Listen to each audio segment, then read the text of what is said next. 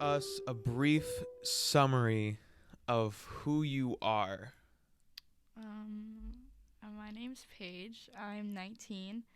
I live in Sandpoint, Idaho with my family. I don't know. I feel like I'm just like pretty basic. Like when people look at me, they like think like I'm a pretty basic girl. I have like bleach blonde hair and I'm like 5'3" and hang out with my friends and like work and stuff. So you are one of Jolyn's many kids. Is that Many, yeah. correct? I'm the second oldest, so I'm 19, and I have one older sibling, and then plenty of younger ones. How is that? How is being the oldest sibling? I mean, in total, I have 10 siblings because I have two full siblings, and then I have two step siblings, and then let's see, that's six half siblings. So I mean, it's not the best thing in the world having so many siblings, especially because they're younger.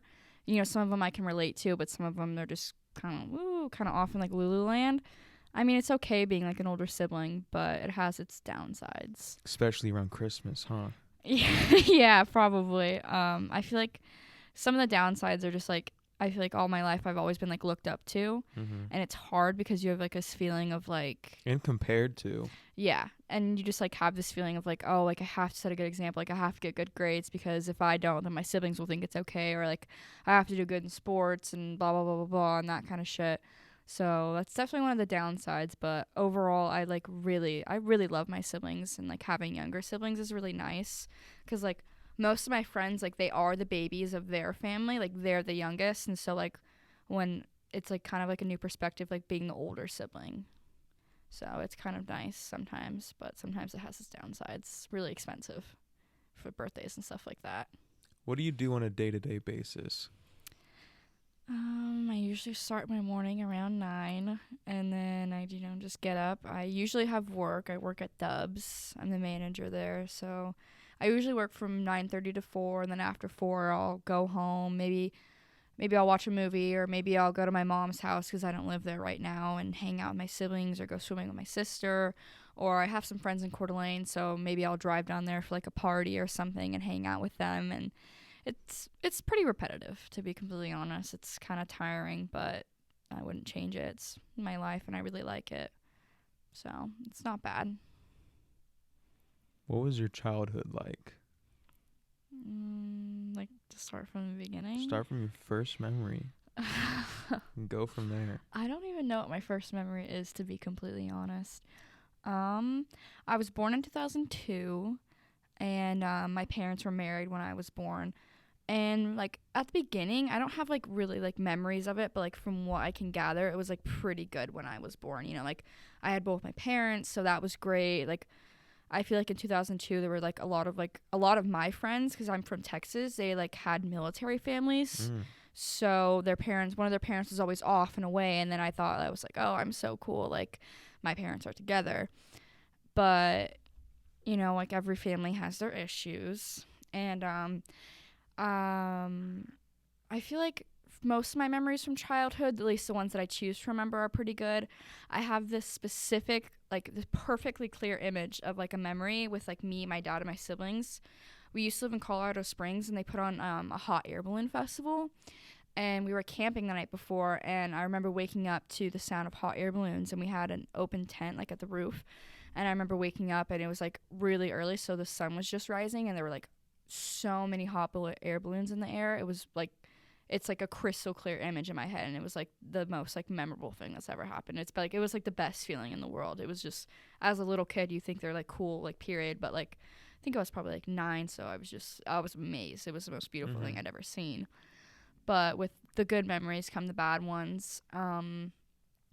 My dad was not the best dad, to put it into words. I mean, it's not, it's not all his fault, obviously. Some things just happen because you were raised with it. My dad grew up in a really abusive family. He like watched my grandpa like tie my grandma to chairs and beat her, and my dad would have to sit there and watch with like his little sister, and yeah, and he would just like degrade my grandma in front of my dad. And so, it's when that's all you know, when that's all you were raised with, that's kind of all you know. And I'm not degrading my grandpa. Like, he's remarried now, and I love him so much. He's such a great grandpa to like me and my like younger siblings. He was really great to us. He loves us. He talks to us. He messages me on Facebook every once in a while and always tells me he loves me. Always calls me on my birthday. But he's, not a bad guy. He's definitely changed for the better. My dad definitely took up like a lot of those habits. My dad was just like, it wasn't just like one thing with him. He wasn't just like physically abusive. He was like mentally, emotionally, and like verbally like abusive to like me. It was more my mom because she was just like his main target. But once I like kind of grew up a little bit and I was able to like defend myself or defend my mom, he really started like coming for me. Let's see. I have a really specific memory of like my dad and my mom getting into a really bad fight. I never really knew what the fights were about. I wasn't there for like the beginning. I was always there for like the end of it. And I remember my mom, I was in the bathroom and she just comes in and she's just bleeding and I'm sitting there. I'm probably like 6 years old. I don't even know. It's like kind of all jumbled up like with ages and stuff like that. I was sitting there and she just comes in and she's just like worn down. She's just tired. She just took a pretty hard beating. And I just remember she like sat on my lap as like a 6-year-old like child and she's like crying to me about like her problems and stuff like that. And it's a weird situation. I'm 6 years old and she's probably like 27. Yeah. She's crying to like a little 6-year-old about her problems. And she eventually, I don't remember if she like passed out or fell asleep, but like I got her cleaned up, like cleaned her face and stuff like that. And I remember like standing there. I like have a specific memory of just like standing there and like looking at her, and I was just like, it's so hard because like things like that like really like set up for who you are. They're like they're like the like what is like building blocks. From your being born to 8 years old, obviously high school and being a teenager does too, but like those first, I think it's either 7 or 8 years are the most like, that is where like you're crucial. Yeah, that's where you are. That's where you become who you are, if that makes sense. So it was that was definitely one of the like memories I have of like my dad like getting at my mom. Obviously it happened before and stuff like that, and it wasn't anything new. My first memory of my dad being abusive towards me was, I don't even remember what I did, to be honest with you, but I remember he put me in the corner and he made me hold like cans above my shoulders, and I would have to hold them for a long period of time, and if they fell below my shoulders he would spank me. And I would like sit there for like half an hour, and if every single time it fell below, I'd get my ass whooped. Yeah. And that's like one specific time I have of him like physically hurting me. I think there's a lot of like stuff that happened to me that I like haven't like I don't know what it's called. When you like block memories out. I feel like I like have so many things blocked out, and I'm almost scared to like go see someone to get them unblocked, because being 19 years old, like I've moved past those things and I've forgiven my dad, and I feel like bringing all those things back up would just like bring up like I'd say it's bad feelings. Yeah, totally. I won't say what I was going to say. maybe not till later. Okay. But this was a part of your childhood until I believe your mom said 13, right?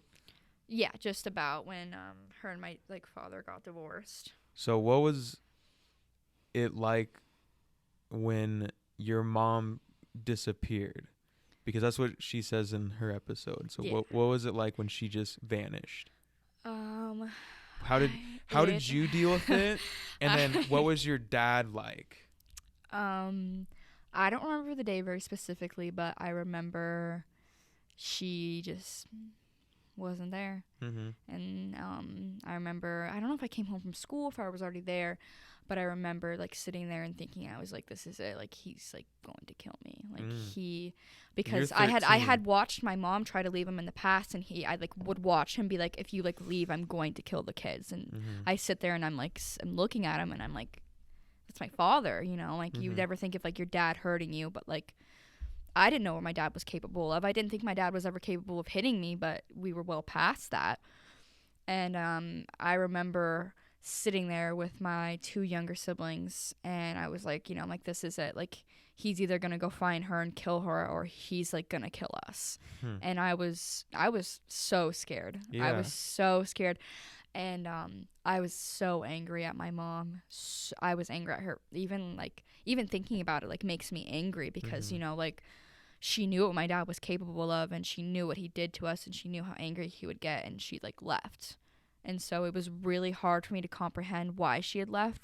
Obviously I know the reason now, and it's it's a lot different, but her leaving was probably like one of the worst days of my life. I was so like, I remember being like scared to go to sleep. I was scared to like leave my siblings in like the room alone, because I was scared my dad was gonna come in there and do something to them.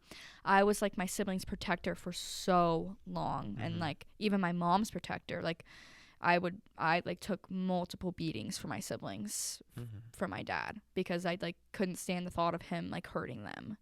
So I feel like her leaving definitely like shaped my life like a lot. It scared the shit out of me. It was like it was like the worst time of my life. When she finally did come back, I was really angry at her, really, really mad. When did she come back? Do you remember the age? No, I don't remember the specific day she came back either. It kind of all like blurs together over time. Before high school? Obviously, yeah. Before middle school. She was back in my life before middle school. Okay. When she did come back, she brought my now stepfather, Casey. Okay. So that had to have been a couple years then. I don't know if she was gone. She left for a little bit, and I didn't see her for a long time, and then she periodically would like come back into our lives. And she was just kind of there because they were going through the divorce and stuff like that. My mom didn't want to be like trapped by my dad again and like restart the whole process, because with an abuser, like, they manipulate you in like so many ways. And they like groom you into thinking that like you're not the victim, that they are. Like, this is like, they were just treated so horribly. They love you, they do it because they love you, and that kind of stuff. And I think she was really scared if she went back like near my dad for too long, that she was gonna fall back into it. But I don't remember the exact time she came back. I remember the first time I ever met my now stepdad though. It wasn't too long after she had left. And I remember my mom, she was like, oh, like, I met this man, blah, blah, blah, blah, blah. Like, you guys are going to go meet him. And I was like, what the fuck? I was like, this man, like, is out of his, like, league. Like, who the fuck does he think he is? Like, he's not my dad. Like, that kind of thing. And me and my stepdad, now we have, like, a relationship. But when we first met, I like hated him. I like hated everything about him, everything he did. I hated everything was wrong when he did it. I didn't want him at anything, like my soccer games, my music concerts. I did not want him there. I hated him, because when my mom had left for that certain period of time, my dad like manipulated us. He was like, your mom like left you, like she doesn't love you. Did your dad abuse you while your mom was gone? I don't have specific memories of him abusing me while she was gone, but I wouldn't doubt it if he did. I like wouldn't. I don't remember every single time my dad put his hands on me, because don't got a track sheet. Yeah, I don't got a track record of it all. But I'm sure that he did. He was very angry when she left. But yeah, my mom brought this man back, and my dad had manipulated us for so long that my mom didn't love us, and that this new man was going to try to take his spot. He was going to be our new dad, and that we wouldn't love him anymore if we loved him, and that kind of thing. So in my mind, I was like, this guy's just not it. Like, I can't love him. It means I don't love my dad, and I love my dad. And well, now me and my stepdad have like a really good relationship. I love him. He's done so much for my siblings and I. He's just been like a great parent to like me. Coming into a relationship with a woman, you don't expect her to have 3 kids and a ton of baggage with like someone who abused her. But my stepdad put up with it for so long.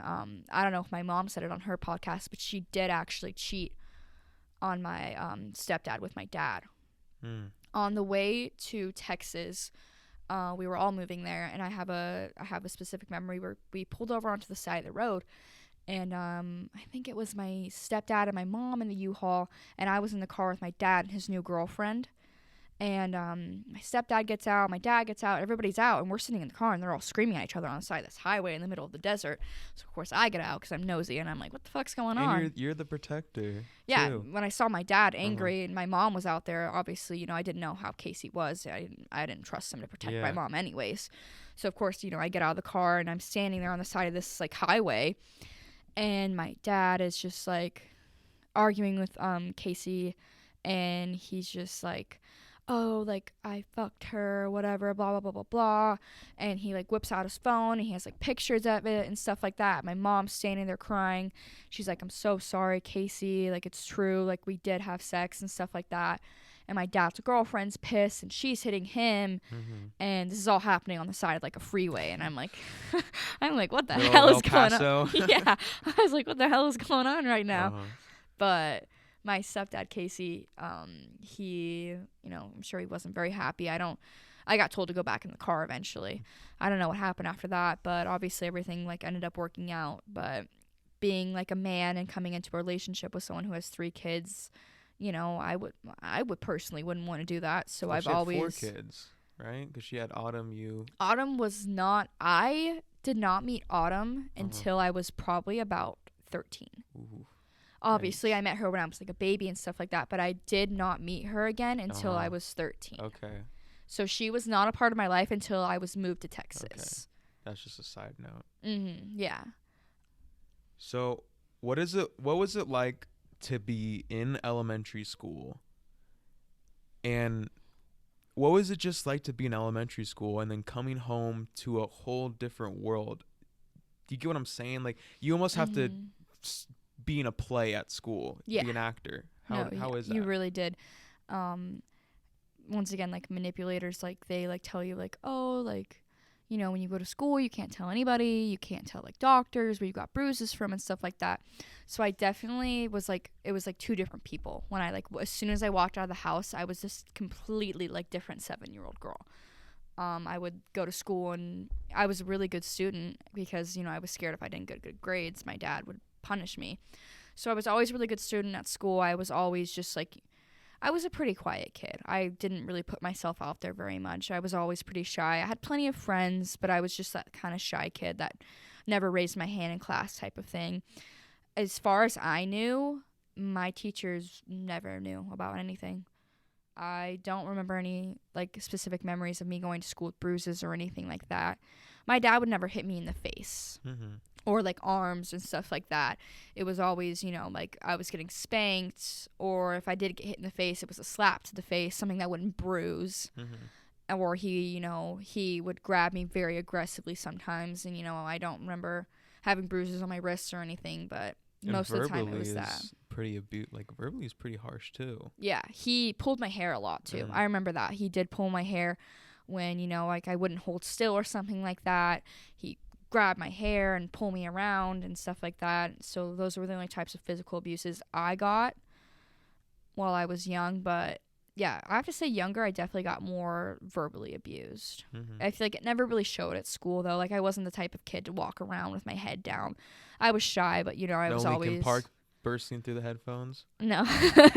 I was a pretty good student in elementary school and up to middle school and stuff like that. School was never really hard for me.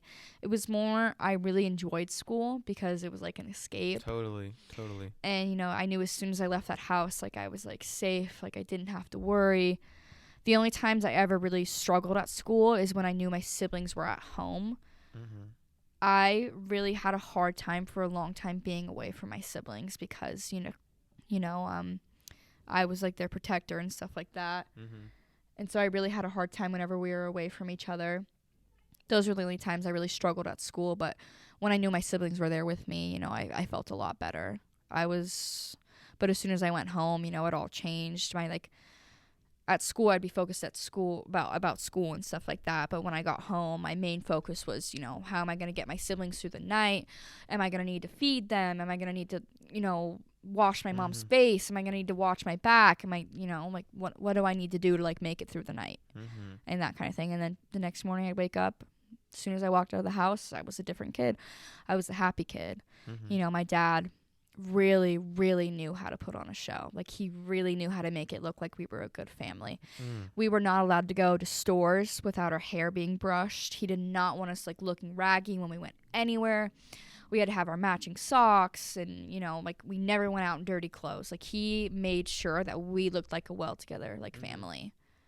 And I feel like that definitely, like, hid a lot of suspicion. Talk about what was it like for you to start a new life? Your mom comes back, new stepdad that you hate, right? What was it like to start a new life? I don't really consider it like a new life. I don't consider myself having a new life till I moved to Idaho, because, you know, even though my parents were separated, things were pretty much the same. How so?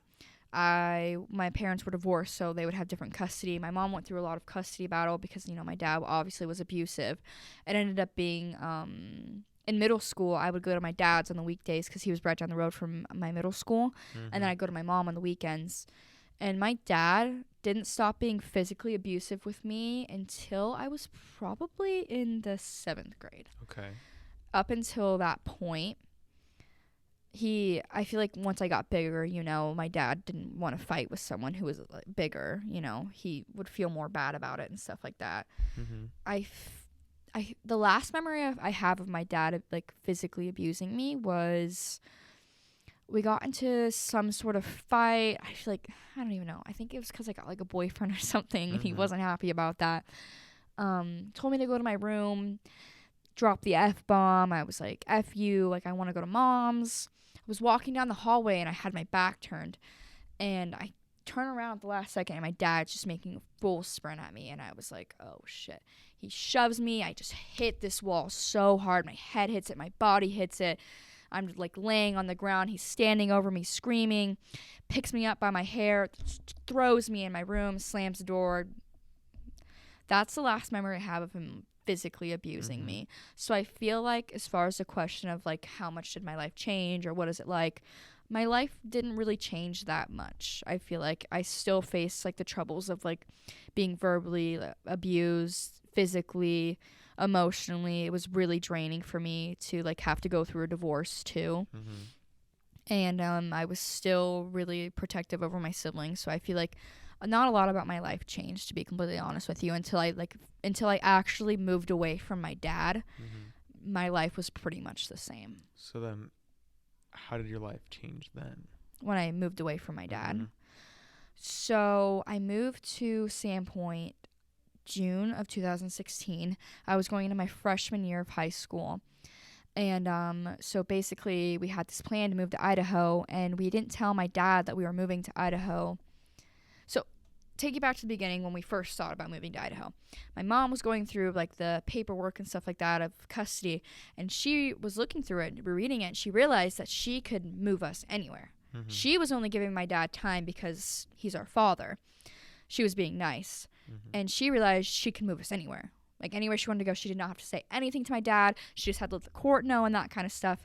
So that's what kind of set it all in motion. Obviously, my mom wanted to get away from dad. She wanted to get out of Texas.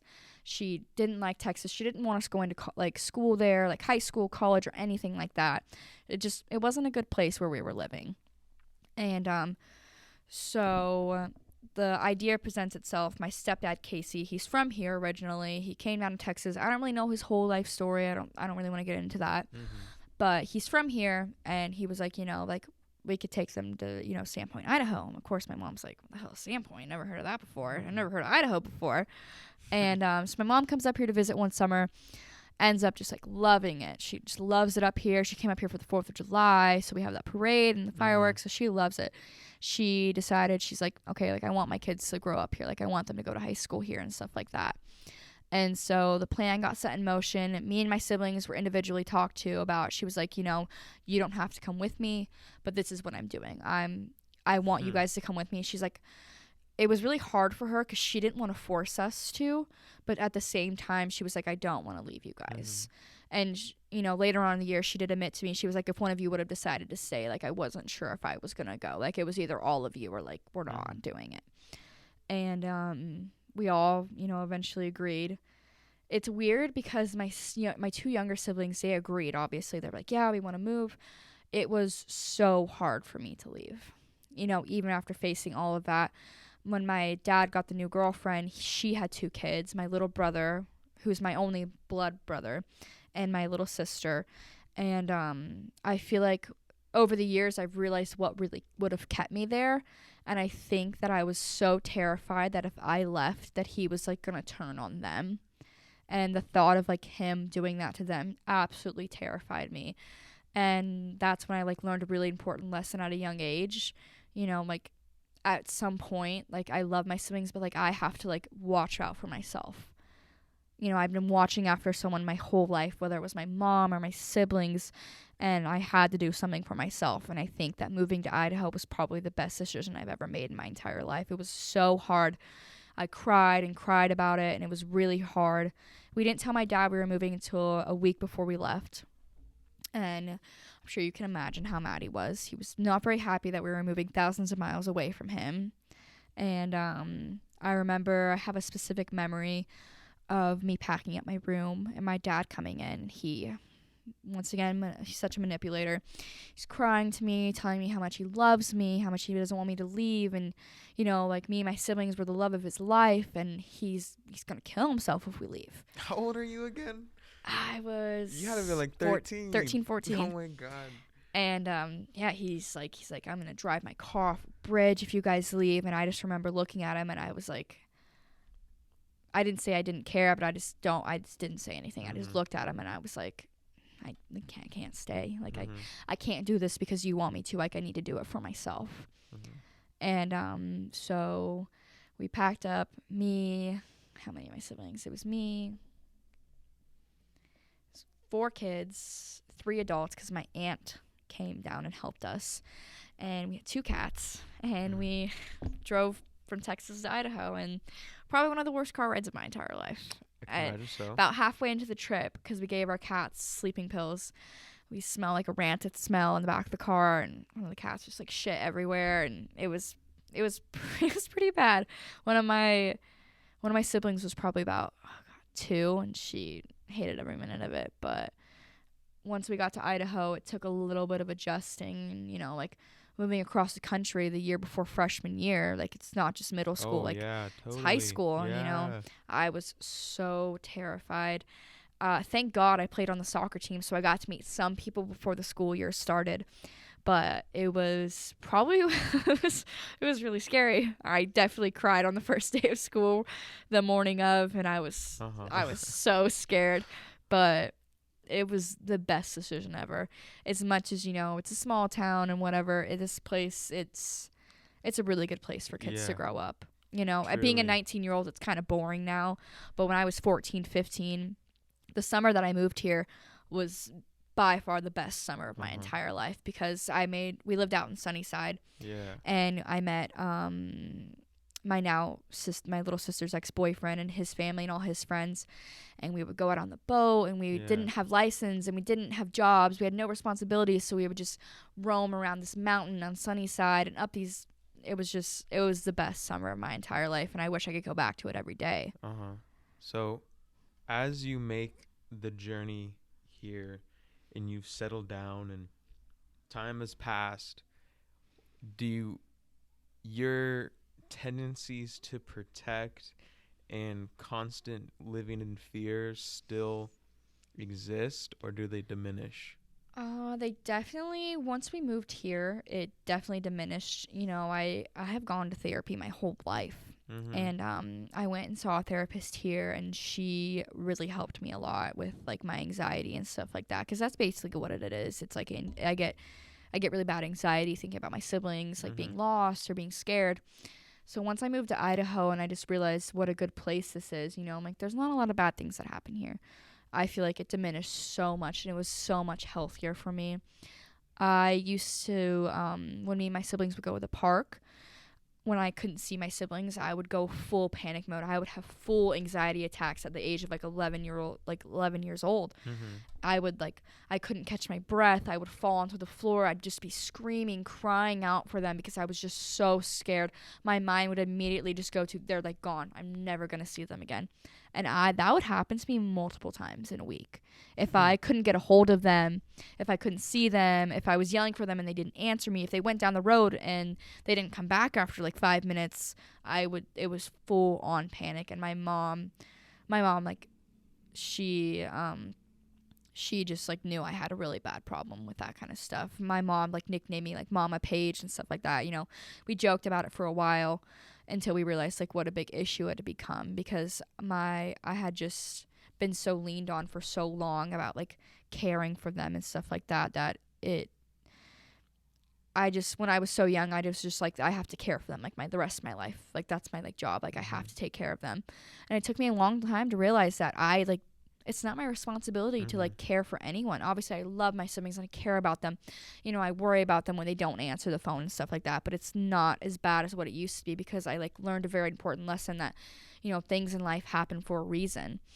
And, you know, if something, God forbid, bad happens to my siblings, I can't prevent it and I can't blame it on myself. And that was a really hard lesson for me to learn. But once I did, my like mental health was so much healthier. It's like, if you try to spend, just with like anything, I guess you could say, but like with just that specific example, if you try to spend your whole life trying to protect your siblings, you'll die from old age trying to protect your siblings, you know, or it's just exactly that. You'll just, your time will just slip away. So how did you overcome that? Just with therapy and kind of just realizing on your own? I know, you know me personally, sometimes, you know, I dig on therapy and I'm like, that shit doesn't work. Yeah. But it really, when I moved here, the therapist that I had she was just really good. And she just taught me like a very important lesson. And like, I'll never forget it. She was like, you can like not take care of people. Like you can't care for everybody. Like it's not your responsibility. Like you're young, like you're a kid, you know. Totally. I feel like I never looked at myself as a kid. I was so mature at a young age because what I went through, that I never looked at myself like as a kid. I like, you know, I thought I was an adult. I never really considered myself like a little kid. I never really considered myself having a childhood, because I feel like my childhood was kind of stripped from me, and it sucks. You know, thinking back, I have like lots of friends who, you know, they have like perfect families. Like their parents are still together. They have like one brother, one sister, that kind of thing. And, you know, like they talk about their childhoods and stuff like that. And I like, you know, I don't resent them, but, you know, it's hard like looking at someone and being like, well, why'd you get that life and why'd I get stuck with mine? I was going to ask you that. I was going to say, why do you think life is unfair? Because like for me, like, sorry to interrupt, but like you have like a fucked up, my opinion, a horrible father. And for me, I have a great father. I have a really good father. So it's like, why is that? Why? I'm not religious, but I think that God does have a lot to do with it. And, you know, maybe not God or whoever you believe in. We'll get to that. But I don't know. And, you know, for a while I did resent people who had good lives. You know, people who would talk about their childhood. Like, oh, like I just had my mommy and my daddy. It was perfect and stuff like that. I would be like, I hate you. Like, I hate you. I just like, because my childhood got stripped from me and I had absolutely no say in it. You know, I had to grow up. I had to. There was no choice. It was either I had to grow up, or, you know, like there was no other option. You know, I had to grow up. I had to be mature at a very young age. And I don't know why everybody gets different lives, but as much as my life has been crazy, I would not change it for the world. Honestly, I would probably relive my life if it meant that I would be where I am today and like who I am today. I like that. Even though like things have like happened to me in my life that are really messed up, you know, like I'm sure not everybody dreams of like getting abused and stuff like that, or going through the things that I did. And I would never want someone to I would never wish that upon someone. But who I am today is like all of that has such a huge role in like who I am today. And I would not change it for the world. And I would not change my experiences for the world either, because I know that the world is not all sunshine and like rainbows and stuff like that. You know, people who grew up with good families like think they're like smaller minded people, you know, like moving up to Sandpoint, a lot of my friends' parents are still together and they just like, they're not dumb. It's not their fault that they were like raised in like good families and stuff like that. but they're just unaware. They're very unaware, and I struggled telling my story for a long time because I was so scared of being judged and stuff like that. I was like, all these kids have such good lives, they're gonna look at me, and my worst fear is like having someone be sympathetic for me. I think sympathy is like a good thing. Like, I'm sorry that happened to you, I'm glad you're a good person. But some people take it past the point of almost making it about them. They like get it, they like cry, they're like, oh my god, I can't believe that, like you're just crying, and I'm like, why are you crying? Like, I'm not crying. It's like, it happened, there's nothing I can do about it. And I really did struggle for a long time, like telling my story. Some of my closest friends know it, but coming on the podcast is really hard, and I struggled with it for a long time. You like talked to me about it before you even like did the first episode, and I thought about it for a long time, and I thought about being anonymous, but then my mom came on and she talked to me about it, and she's told her story so many times, and she says it just makes her feel like she's like taking back like that part of her life, like that she will like not be a victim of it. Like, she is going to show that she is stronger than that, and she has learned so much, and she is a wonderful mother, and she is like, my mom, she's made mistakes in her life, but I would not ask for anyone different to raise me, and I would not ask for anyone different to raise my siblings. And I feel like after she like said those things to me, I thought about it, and I was like, like, nobody can take this power away from me. Like, this is my story, and I have a right to tell it, and not everyone has a right to know, but I have a right to tell people. And this like might help someone someday if they're listening and they're going through something similar, or they're just feeling like sad. Like, I feel like like bad things happen and there's nothing you can do to change it, but instead of like going through what I went through and making myself like throw a pity party and being like, oh, my life is just so sad, like, I've like still chosen, my dad didn't graduate high school. I graduated high school, like with the 3.0. I was on the honor roll. I played sports all of high school. I'm going to college now, like I'm getting my college paid for and scholarships because I was a good student. And I feel like people deserve to know that, like, even though something bad happened to you, you can always turn it around and make it better. And like the fact that like this could help someone someday, like, is just enough reason to do it. What does forgiveness mean to you? As far as like my dad, like being just like overall, what does forgiveness mean to you? I feel like forgiveness is something that I do because I feel like not forgiving is not moving on. It took me a long time, but I did forgive my dad. Why? He did some. I don't see a point in wasting my life on something that happened a long time. I can't go back and change it. There's no point in holding a grudge and being angry over something that I can't change. And I feel like forgiveness is very important in that person's like growth. Like some people, they're like, oh, you messed up. Like when someone like murders someone, like they ask for forgiveness in order to grow from it. Whether or not they choose to grow, that's their own decision. I feel like forgiveness was really important in my dad's growth. And not only his, but like mine. Like I need to be able, I'm never going to fully move on from the things that have happened to me, but like I'm taking the steps and fully moving on, and forgiveness is one of those steps. Being angry is not going to get me anywhere. It's not going to change what happened to me. There's no point in like holding myself back and being angry for something that I can't change. And I feel like forgiveness is like, I feel like that's like forgiveness for me, is like just not holding myself back. I say forgiveness is not becoming a victim. Yeah, I definitely agree. What is your relationship with your dad now, and what is your dad like now? So when I moved to Idaho, I didn't see my dad for almost 5 years.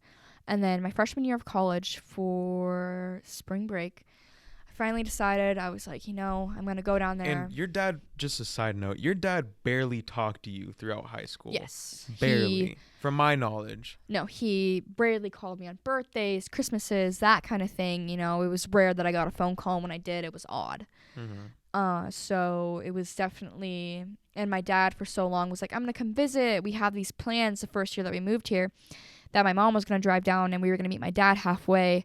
And a week before, like, I was getting all excited because we were going to see our dad, and he just canceled. And then, it was a moment of realization. I was like, he's not going to try. And so, I just took it like every day, If he didn't call, he didn't call. If he did, great, most of the time when he did call, it was poor was him. He misses us, blah, blah, blah, this, and just how shitty his life was. He never really asked us about our lives and how well we were doing.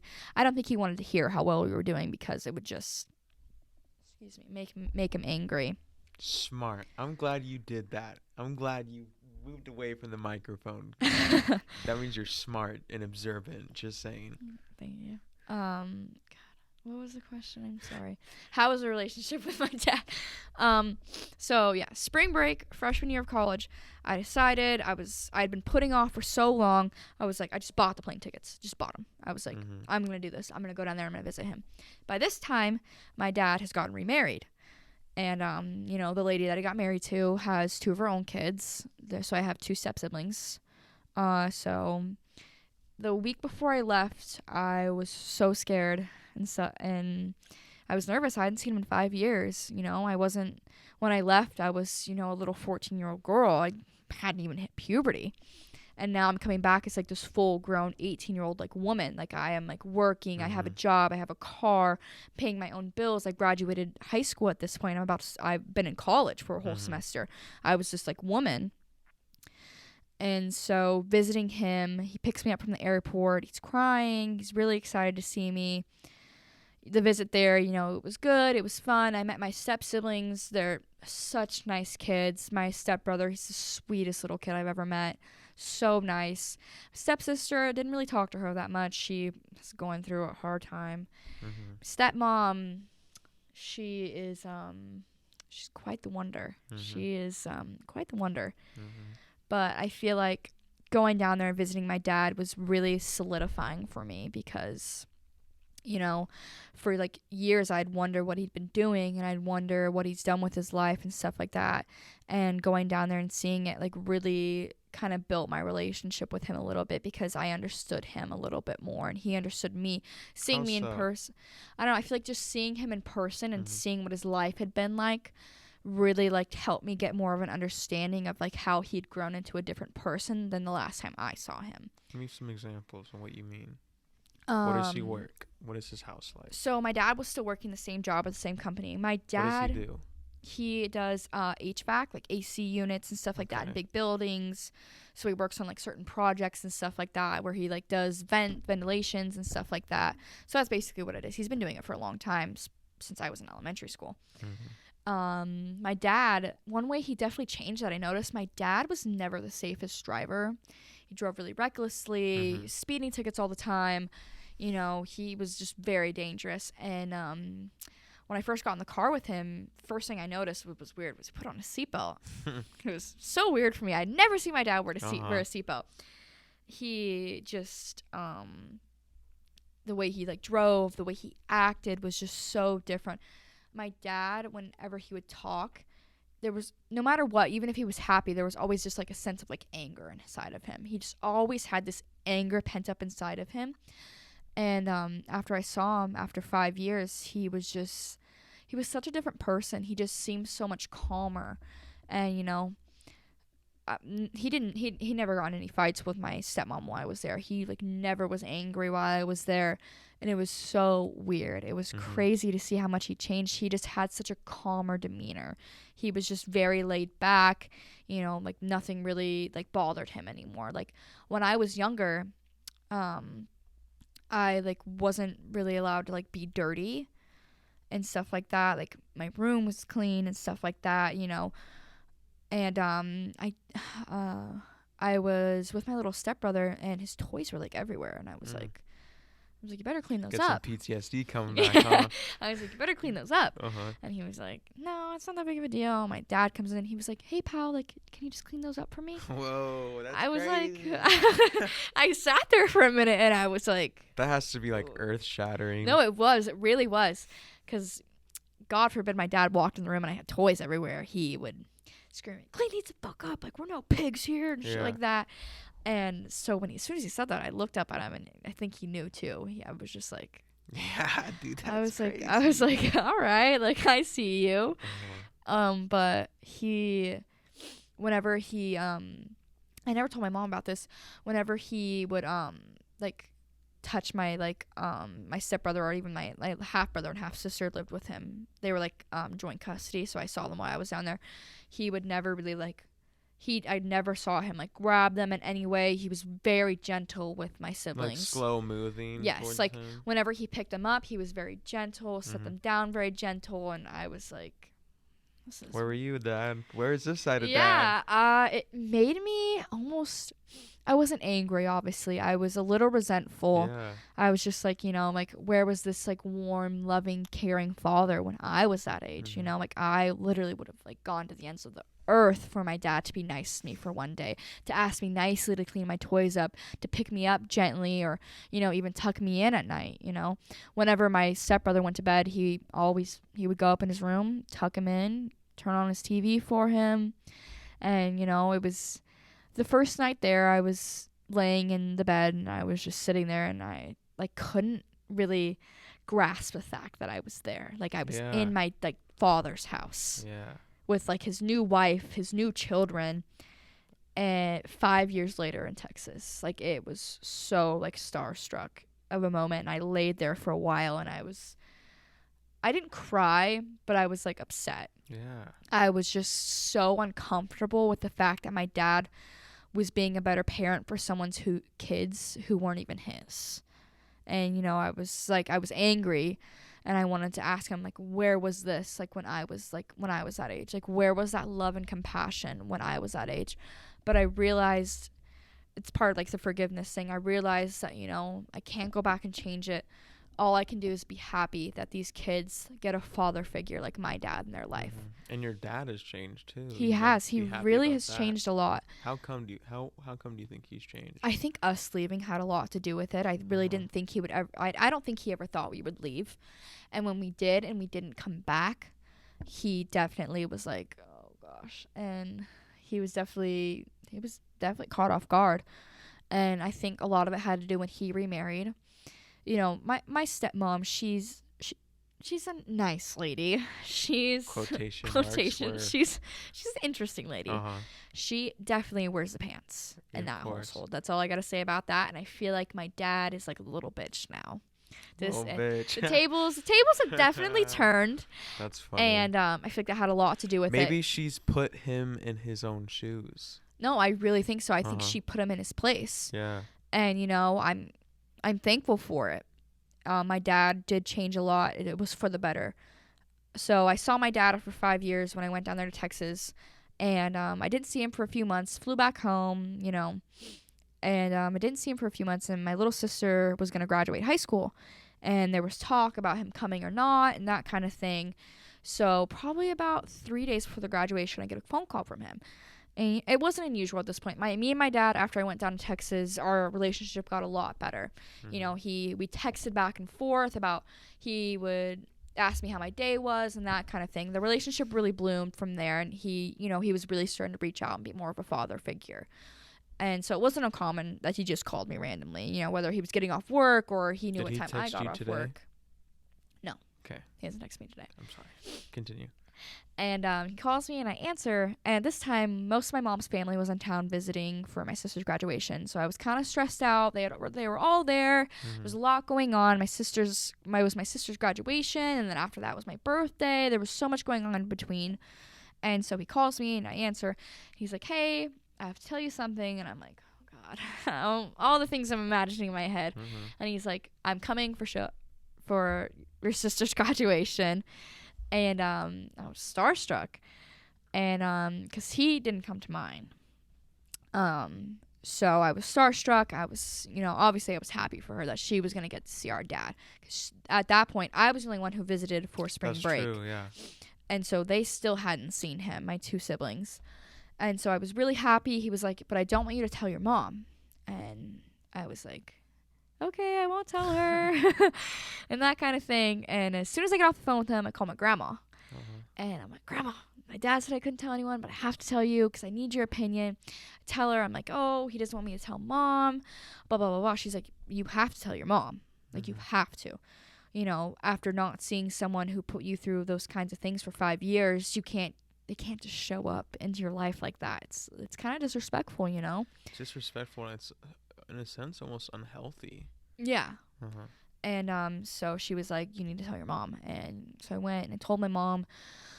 My mom, after I tell her, she just takes a deep breath. She's like, okay, like, all right, like, I'm happy he's gonna be here for your sister. And I was like, we're having the grad party at your house, like, what do you want me to do, like, that kind of thing. She's like, we'll just take it day by day. I'm glad he's gonna be here, but he needs to understand that, like, this is your guys' life now. Like, he can't just come in here and, like, do something about it. And it was definitely the day that gosh, where did I meet him at? I met him at Dub's the first day they came back. I had just seen him a few months prior, so it wasn't that big of a deal. I came up, gave him a hug. I'm like, how are you, Dad? That kind of thing. And we went to my mom's house where he was going to surprise my sisters. So my sisters are in the room. It's the day of the graduation. He had gone through this whole shitstorm with the airplane and stuff like that. They left his baggage in Texas, that kind of thing. He was just kind of off to a rocky start. So he didn't get there to the day of the graduation, the day before the graduation. Though? No. Right? He called me. So his flight got canceled, I'm pretty sure. He calls me. He says, hey, Paige, my flight got canceled. So I'm not going to be there till tomorrow. They put me in a hotel room. I'm flying out tomorrow. I'll see you soon. He was not angry. Obviously he was frustrated. He was like, like, I wish this wasn't happening. I'm just trying to get there and, like, surprise them and just get to the graduation. And I was like, that's understandable. And then so he gets off the plane the next day. They left his baggage all the way in Texas, and he's in Idaho at this point. And so he calls me again. He's like, they left my luggage in Texas. So is there, like, a clothing store I could go to? So we talk about that. So I meet him up, and then back to where we were. So he walks in my mom's house. He's in, like, our space now. Like, this is, like, my house. We didn't live there for almost 5 years. He definitely, because I saw him, and in retrospect, I almost feel a little bad now hearing the story, because I looked at him, I could just tell he just did not feel like he belonged there. I just knew, like, I could just feel it, the judgment in the room, because even I was judging. I could just feel everyone who knows the story is gonna judge. And so, like, I could just feel it. It makes me almost feel a little bad. I'm not gonna lie. I could definitely sense, because he's my dad. I could tell when he's uncomfortable. But anyways, so he walks into the house. Everyone looks at him. I was with my best friend when we went to meet him up to show him to my mom's house, and she knows what happens. She knows what had happened in the past, and I could definitely see it on her face a little bit when she first met him. She was a little skeptical. But she's really, like, open-hearted and open-minded, so I didn't really have to worry about her, like, judging or anything like that. So we go to the house, and my sisters are in the room, and my Nana calls them out. She's like, guys, like, come out here. And I'm standing there, and they walk out, and they're facing me, and my dad's standing behind them, and we're all looking behind them. And they turn around, they see my dad crying. They're really, really happy. It was a really beautiful moment, to be completely honest with you. I brought tears to my eyes. I was, it was really beautiful, because unconditional love. Yeah, it had just been talked about for so long, like them, like us seeing him again, and it was a really, like, beautiful moment to, like, watch my little sisters, like, see their dad again before, like, one of the biggest days of, like, my sister's life. Like, graduating high school in my family isn't a small deal, like, my mom graduated high school. My dad didn't even make it to sophomore year. Like, my grandparents and stuff like that. Like, we just don't have a very good history with schooling and stuff like that. So graduating high school isn't just a small thing, especially for my sister. She's always struggled in school. So her graduating was a really big deal in our family. And it was a really, really beautiful moment to, like, see them all come back together again. And after that, like, the relationship was a lot better. My dad went back to Texas after the graduation and graduation party and stuff like that. It was hard. It was a hard goodbye. My siblings were upset. I was kind of upset. It's just, you never know when you're going to see him again, because, I left and didn't see him for 5 years, and you don't know if you're going to see him within the next few months, the next few years, that kind of thing. So it's hard, like, seeing him go, but it was good while it lasted. And I feel like it definitely helped our relationships so much. once he was up here, he got to see what we'd been doing our whole lives, not our whole lives, but for the past few years of our lives. We took him downtown and that kind of thing. We showed him Dubs, where I'd worked since I was 14 and where I was now the manager and that kind of thing. And you could just tell by looking at him, he was just so fascinated with everything. He wanted to know everything about our lives. He wanted to see the high school. He wanted to see where I played soccer and we really played softball. He just wanted to know, and he just wanted to get as much information that he had missed as he could while he was here. And it felt good. It felt really good, knowing that he was interested in our lives like that. He really went out of his way to make sure that we'd made the most of every single day and while he was here. Wow. We took him to Connie's, and I'm showing him pictures of me and my friends at Connie's. I'm like, yeah, we were hungover in this picture. Yeah. Connie's is a big place for me and my family. We love that restaurant. Everybody here knows Connie's. So taking him there, it was almost an eerie feeling. I had been there with so many people, and now I was sitting there with my father, and I never thought that moment would happen. But I was sitting across from him, looking at him in Connie's while he was in Idaho. And it was a really good feeling. It was really beautiful having him here. It was a really good experience, and it really solidified a relationship between me and my father. That was a beautiful story. Thanks. So we've been talking so much about your father, but what about you? What's new? You are making a huge change in your life, whether you know it or not. Obviously you do. But it's you're gonna go from that embedded mama bearness you have that into you're not gonna see your sisters every day.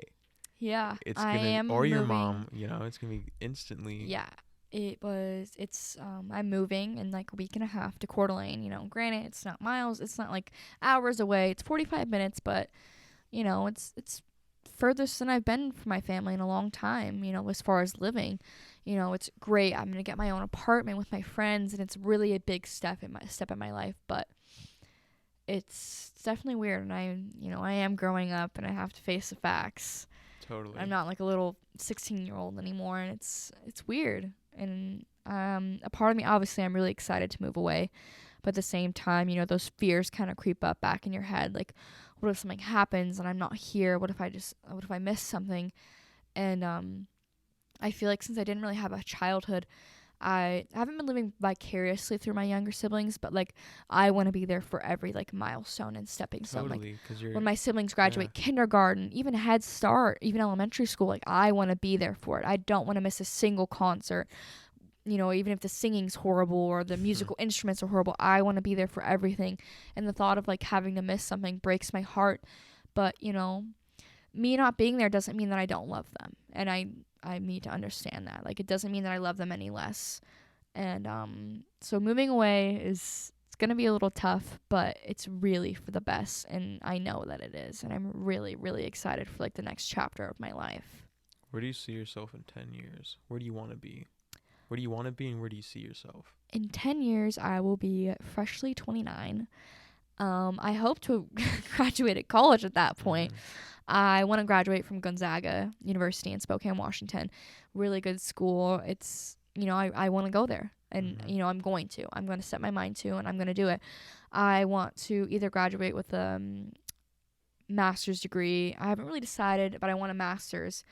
I don't know if in political science, criminal justice, I want to work with people, I don't want to work in front of a computer. I don't want to do that. I want to work with a community. And so I want to do a political science degree or a public relations degree. You have to do something that involves change, because from the way I see it from this episode or whatever is your life theme, right, is change. Totally. Everything, not everything, because to put someone in a box is the most impossible task, but a theme of your life is totally just the concept of change. And I think having that under your belt already is something you just you have to do it. You have to go right for whatever that means. I don't know. But I think you do good at that, whatever that entails. I feel my life is so full You know, obviously I have a lot of life left to live, but like looking back as a 19-year-old like woman, looking back on my life, I've had so many experiences. You've lived a lot of life so far. I have. I've gone through so many chapters, filled up so many books. I've lived so much for being so young. You know, I've gone through so many heartbreaks in my life and that kind of thing, and so many like hardships, and but once again, they just, you know, made me who I am today, and I wouldn't take any of them back. So, yeah. So let me ask you the podcast question, dog. Okay. Why is there birth? How come it leads to death? And what's the stuff in between? Or what's the point of the stuff in between? Basically what that means is, try to answer those questions, but basically just like, why is there existence? Why are we like looking at each other? Why? That's a really hard question. I know.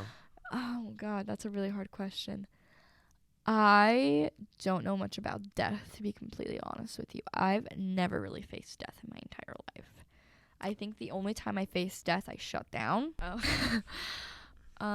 So I feel like when I was younger, I obviously had aunts and cousins. So my dad has a sister, and she and my dad had kids around the relatively same time. My cousin Jason was my aunt's first son, and was my dad's first child. So we kind of bonded over that. He was a few years older than me, but we really bonded over the fact that we were the oldest. You know, we felt like we were king shit. We were the best ones in the family. Like, we were the top shit. And me and my cousin, we lived in Colorado. We lived right next door to each other. So we, you know, my childhood wasn't all poor woes and stuff like that. I lived next to my cousins, so we were always over at little barbecues and pool parties and stuff like that.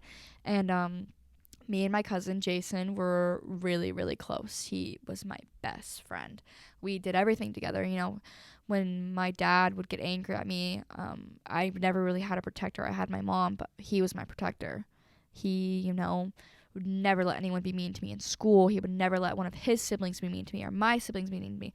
Nobody ever disrespected me in front of Jason. Him and my dad were really close too, because that was his nephew. My dad didn't have a son. He had 3 girls. So that was like his only like way of having a son. So he was really close. They would ride dirt bikes together and that kind of thing. They were really, really close, needless to say the least. So my dad never really pulled anything in front of him, because he knew that Jason like loved me, and you know, he didn't really know that side of my dad, and so it would be really weird if he did. And so we lived in Colorado together in a cul-de-sac next door to each other for quite some time. I have a lot of good memories there. One specific memory, I don't remember what age I was, but it was one of my birthdays. He, you know, Care Bears. Of course. He got me a blue Care Bear for my birthday, because blue was my favorite color. And I remember I was jumping on the trampoline, and he called me over, and he gave it to me. I was so excited. It was like the best birthday present I'd ever gotten in my entire life, because it was from him. And, you know, he knew that I wanted it. He saved up money for it, and he bought it for me. So it was him doing it all for me. And, you know, I loved it. I slept with it every single night. I called it my J Bear. You still have it? Fortunately, no. I'll get into that a little bit. So my aunt and my uncle decided to move to California. So I had to say goodbye to my cousins and stuff like that. And I remember the day that they left. It was pretty early in the morning when they left, so I had to wake up, and I saved Jason for the last goodbye, because I knew it was going to be the hardest. You know, I said goodbye to him. I told him we talk every day, and, you know, that I would miss him, because, you know, when you say bye to someone, you just think it's not permanent. And I definitely did not think it was going to be a permanent thing. You know, we'll go visit California. They'll come here, that kind of thing. Not too far away. Yeah. And so when he moved away, we would talk. He would call me. We were just best friends, and it was weird. It's like being apart from your best friend. Like, we had been friends since the moment I was born. You know, he was a part of my life since I was born, up until, oh God, I don't even know, 7? To be honest with you, I really can't. I don't know the ages very well. Yeah, it's okay. But I don't know if he had moved to Texas already or if we were still living in Colorado. But we kind of fell out of contact. He had like started middle school. He was just, he was older. He didn't want to talk to his little girl cousin on the phone anymore, that kind of thing. I remember our last phone call. He, I don't know if it was I got angry at him or he got angry at me over the phone, but our last phone call just didn't say I love you or anything like that. I was just kind of like angry. Just ended the phone call. I came home from school one day and my mom was sitting in her room and she calls me in and she's crying. And, obviously I'm concerned. I'm like, what happened? And she's like, Paige, like, I need to tell you something that happened. And at this point, with everything that's gone, like, wrong in my life, my mind just goes the worst thing. I'm like, my dad's, like, dead. Like, something's happened. Like, something bad happened. My mom... Sorry if I get upset. It's hard to talk about. It's okay, dog. It's okay. And my mom sits there and she's, she tells me, Jason's gone. What do you mean he's gone? He's been gone for, like, years. He's in California. She's like, no, like, Paige, like, Jason's, like, gonna pass away. At this point, he hadn't already passed. And I remember sitting there and my whole world just came crashing down. Like, everything. In that moment, I had regretted every single, like, bad thing I have ever said to him. And, there's, like, she's like, he's gone. Like, he's, like, he's not going to make it. How is he passing? So I didn't find out the full story till a few years later. I knew something had happened, and I knew that he hadn't passed yet, but he was brain dead. And my dad and my uncle were going to go to his funeral, or they were going to go say bye to him in the hospital. And I feel like one of the worst moments in my entire life was watching my dad and my uncle leave, and I begged to go with them. I, like, got down on my hands and knees, screamed, crying. I just begged. I was like, please take me with you. I want to see him. And they refused, and I watched them leave. And it was really hard.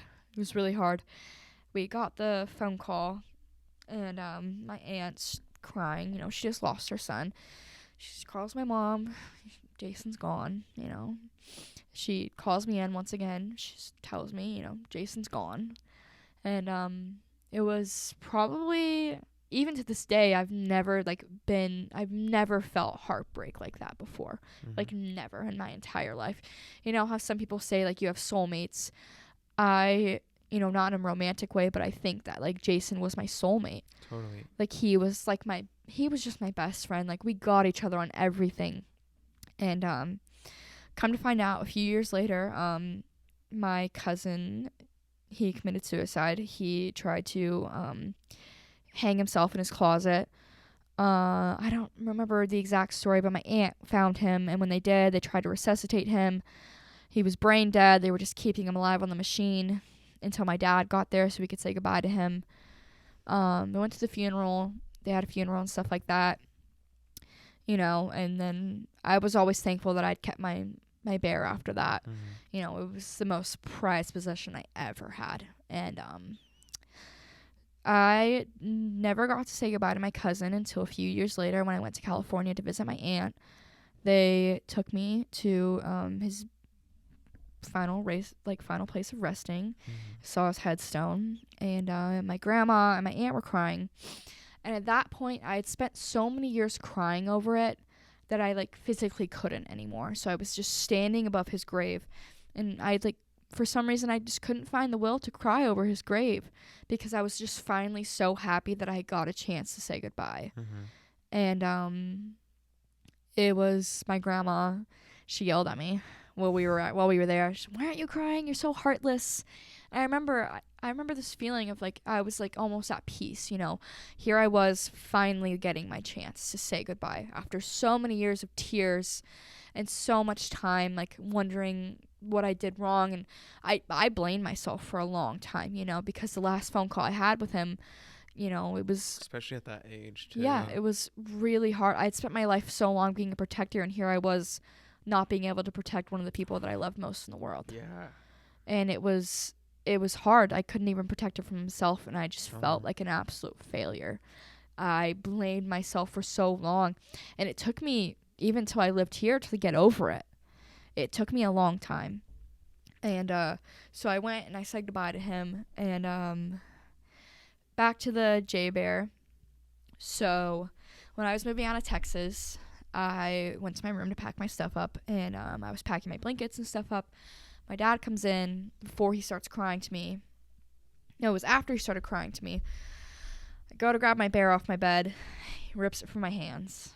And, you know, my dad, this comes into the emotional abuse. Mm-hmm. He looks at me dead in the face and he says, "You can't take this." It was the bear that my cousin had bought for me, the one that Jason, who passed away. And, you know, I begged him, I was like, "Give me my bear. Like, you know how much that means to me. Like, you can't do this to me." And he wouldn't let me take it. It's fucked up. He would not let me take it because he knew that it meant a lot to me. And it was his way of hurting me back. And never seen it again. How can, like... Oh, God, dude. How can you, like, love somebody after that? Forgiveness. I can't, like, go back on those things and wish that they were different because I can't go back in time. I don't have a time machine. You know, as much as I wish it didn't happen, it did, and there's nothing I can do about it. I love my dad, and I loved him after that. You know, of course, I didn't like him for a long time because it's just the fact that he knew how much it meant to me that crushed me the most. And I feel like that was the last, like, push to go to Idaho for me. As soon as he did that to me, I was like, I need to go. But yeah, losing my cousin was probably the most traumatic thing that's ever happened, and I've never fully dealt with a death. That's the only death I've ever really experienced in my life, and I never really got a chance to deal with it. I feel like I have now in a way. I feel like I haven't dealt with it, but I've just come to terms with it, you know? How come he committed suicide? Do we know why? He didn't have the best home life. When my aunt remarried, that wasn't his dad, and he definitely treated him a lot different than he treated his own kids. And his dad wasn't really a big part of his life.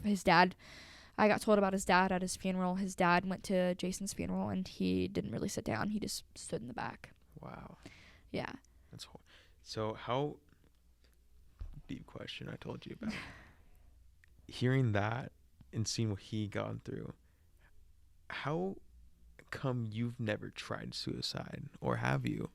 What would you say about that?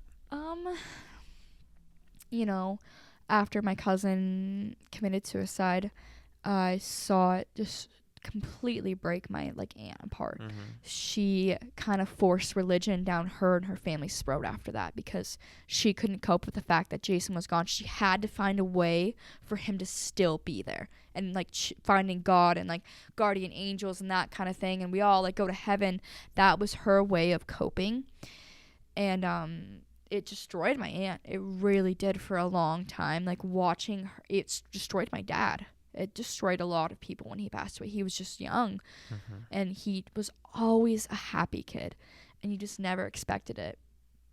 And I feel like, you know, I've never thought about suicide. With everything I've been through in my life, I can't imagine wanting to take myself out of a world that I've been given so many chances in. That was beautiful. I like that. That was good. That's the way I think about it, though. Like, I've been given so many chances in this world for a life. My dad could have, like, killed me when I was younger, you know. Well, you've just been through so much. I have been through so much that I don't see the point in taking my life for granted. I've made it so far, and I've made it through things that most people wouldn't. And, like, totally. I take so much pride in that, and I will never judge someone for, like, attempting suicide or being suicidal and that kind of stuff. I will never ever judge someone for that. That is, like, their, you know, you can't help how you feel sometimes, and, you know, there is help, but, like, some people still feel helpless, and there's nothing wrong with that in any way, shape, or form. I just personally can't imagine taking myself out of this world. You know, I can't do it, mostly because it would destroy my family. I, for so long, believed with my whole heart that suicide was the most selfish thing someone could do. because I just watched it rip apart my aunt's family. And I thought that way for a long time until, you know, I finally like grew up and I saw, you know, at one point it is a selfish thing. It's definitely a double-edged sword. It is. It really is. It's like selfish because of like what happens to your family. Like some people never get answers, but at the same time, like feeling helpless and like nothing can help. It's a feeling that we all like sometimes experience and we know all too well. And, you know, obviously there's like resources and stuff like that. But some people just, it's a lot. Life is a lot. It really is. If there's one thing I know, life is so much to handle. And if you like don't play your cards right, or if you don't find a way to balance the things in your life, it can become so overwhelming. So back to your question, I have never, you know, I've never thought about suicide. I never have. I don't think I ever will because it's just not who I am. You're a soldier. No, that makes other people seem weak. It has nothing to do with me being stronger than some other person. It just has to do with, it's just who I am, you know? There's nothing, I can't change that about myself. I can't imagine taking myself out of a world where I've been given the opportunity to like relive again. Like I was born into this world obviously, but I feel like after moving up here I was like reborn again. Like I was born, I could be who I want. I was moved to this new place. I could like find myself again. And I feel like I just can't give up that opportunity, because some people who go through domestic violence don't make it out, you know? Totally. You know, like their abusers end up killing them and stuff like that, and some people don't make it out. And so I find myself very lucky that I made it out alive, and I don't want to take it for granted in any way, because the things that I've been through like mean a lot to me. So that was beautiful. Thank you. Dude, totally. So what's after life then, dog? I mean, what is the meaning of life? I think the meaning of life is to find your own meaning. I don't think oh God, I'm trying to think of a quote that I heard the other day. God, it was on TikTok. Of course it was. Of course. But I personally think the meaning of life is to just live it to the fullest. Some people don't get an opportunity at life. You know, some people get the opportunity of life, but then it gets cut short. And I look at those people and I think I have to live for them. Like the people who didn't get a chance, I like have to live, and I have to take these opportunities for them, because I wouldn't want someone to do it for me. If I died of cancer, I wouldn't want my family to be sad. You know, I'd want them to look at life and be like, this is precious. Like this is a gift, and I need to do everything I can to make the most of it. So I personally think the meaning of life is to just make the absolute most of it. Love while you can. Don't hold grudges, and just make like memories. And I honestly think that like the meaning of life, like to leave your mark. You don't have to leave it on the whole world, but leaving your mark could be like giving a homeless man money, and then him taking that money and looking at it and being like, I'm going to change my life. And then, you know, he becomes like Elon Musk or something like that. But I think people leave their marks in ways that they don't even understand. Totally. And I feel like that's the meaning of life, is to just live it to the absolute fullest and, you know, just change the lives of others around you. I think that's the meaning of why we're all here. I think that's why you and me are sitting across from each other right now. I think that's why I live in Sandpoint, is because, you know, this is like life. There's nothing we can do about it, but we can either like choose to wallow in our own pity, or we can change the lives of others and make an impact on their lives. I'm sorry, dude. You just like are blowing me away. Sorry.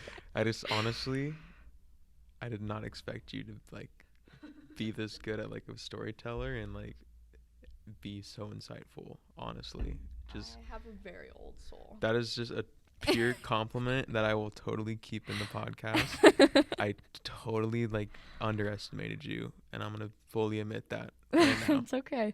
I told you I'm just like a bleach blonde, like the 19-year-old. I just look so basic from the outside. Yeah. But like when I genuinely have a conversation with someone, I like have an old soul, and that's part of my maturity from a young age. You know, I have so much like on the world. You know, I'm not trying to be like, oh, I know everything and whatever, but I have like seen things that, you know, like most people haven't, and I've experienced things that most people haven't, and it has given me so much like meaning to life. And I feel like that's why I wouldn't go back and change it, because the way I see life, the way I perceive life is through all of those experiences too. Totally. And I feel like the way I see life would be different if I didn't experience those things. And so it's really important that I did experience them. What's afterlife? What's afterlife, dog? I'd like to believe that there's an afterlife where we all like ride unicorns on rainbows and that kind of thing. But, you know, I don't know, and I don't want to know. You don't want to know? I don't want to know. Why not? Because I just want to live my life and not have to worry about when it's going to end. Perfect. I love it. That's perfect. You don't have any theories, though? No theories? There's just that for one shits movie. and giggles?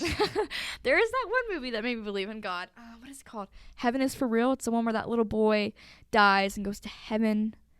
And he like sees God and he sits on his lap. I watched that movie and then I like almost went to church.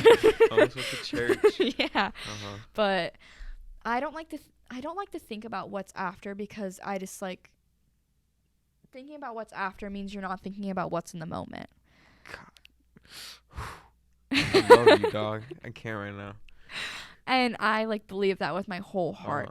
Like, thinking about the future means you're not thinking about what's happening in the moment. Totally. And that's not fair. Because you can't. God, Paige, because you're not even letting me finish. Because I'm a firm believer like the one thing I believe with my whole heart is like, no matter what happens, you can't like predict the future, but you can't change the past. So all you can do is live in the moment. Yeah, totally. And like that's just how I like see the afterlife too. Like, I'm not going to spend my time worrying about if there's a heaven and hell, or if I'm going to go to hell because I've sinned, or if I'm going to go to heaven because I'm a good person. I'm just living my life that I was given, and I'm going to live it to the absolute fullest. And I'm not going to worry about what becomes later on in my life, because all that's going to do is make me stress and worry when I have this whole life ahead of me, when I could do whatever I want with it. Totally. That was beautiful. Are you cats or dog person? Definitely dog, 'cause I love my dog. Why? I just love I don't know. Is this like a trick question? No. Okay. I'm just genuinely curious. Definitely dogs. Fair enough. I don't know, whenever I see a dog, obviously when I see a cat, I'm like, oh, a kitty, but whenever I see a dog, I'm like, oh my God, like let me pet it right now. That's fair.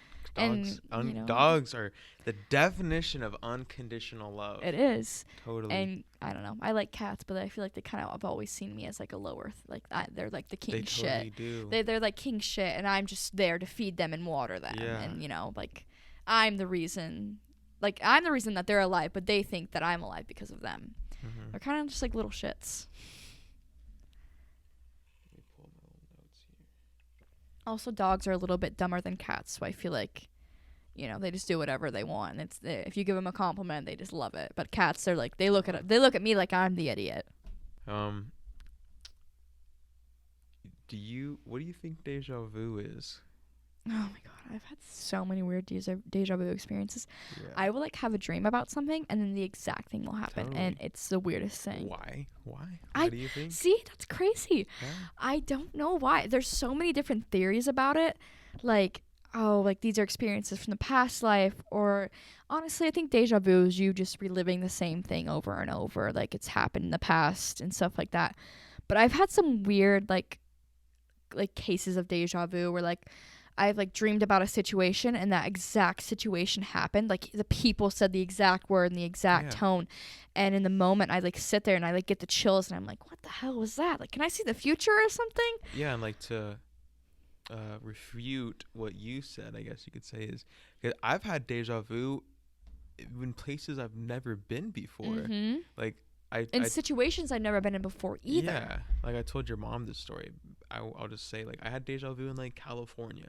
Mm-hmm. I've never fucking been there, like, yeah. But I had intense deja vu there. So it's like you can't, at least for me, you cannot count, like you can't credit it as, oh, you're just your brain's seeking patterns, It's like, motherfucker, I've never been here before. What are you talking about? Yeah, no, you're like, no, like that's some bullshit. Like literally, like without any hesitation or exaggeration, I mean every single thing about that scenario, I've never been there before. Mm-hmm, yeah. So it's like that is not what we are. I think like the brain is one of the most fascinating things in the whole world.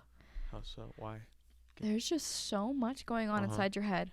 Do you believe that we have a soul, or do you believe that, like, I believe that the soul is separate from the brain.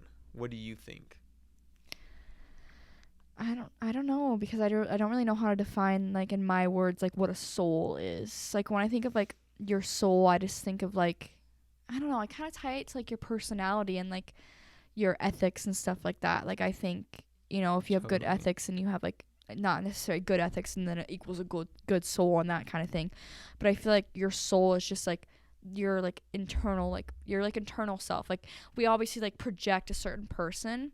We, like, project a certain persona to people who we first meet, but I feel like your soul is, like, who you really are, like, the things you, like, the things you're passionate about, the things that you love, the people you love. I feel like that is, like, your soul. That's what makes up your soul. It's, like, the things that mean, like, the most to you.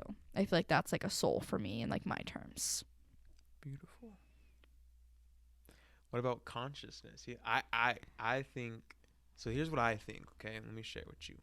I think our soul is what consciousness is, and consciousness, aka the soul, views Jacob, right? So I'm like, my soul is separate from Jacob. It's called the ego, right? This is a little, I don't think do you know what I'm talking about? Have you ever heard of, like, stuff like this before?